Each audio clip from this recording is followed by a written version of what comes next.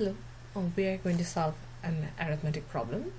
It says that two apartment buildings have a total of 135 rooms. The east-facing ones has 25 fewer rooms than the west-facing buildings. How many rooms does the east-facing building have? So here we have to identify the east-facing building, which we assume to be E, and the west-facing building to be W. Now, here we have seen that east and west altogether has 135 rooms. So we have east plus west equal to 135. That's equation number 1.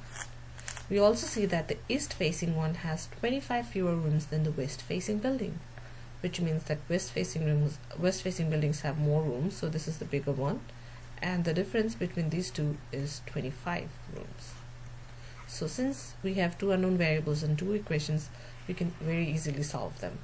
If we add equation 1 and 2, we have 160, from which we get west facing room to be 80. So we can use equation 1 to find the number of east facing buildings, which is 135 minus 80 equal to 55. So in this case, the number of east facing building would be 55.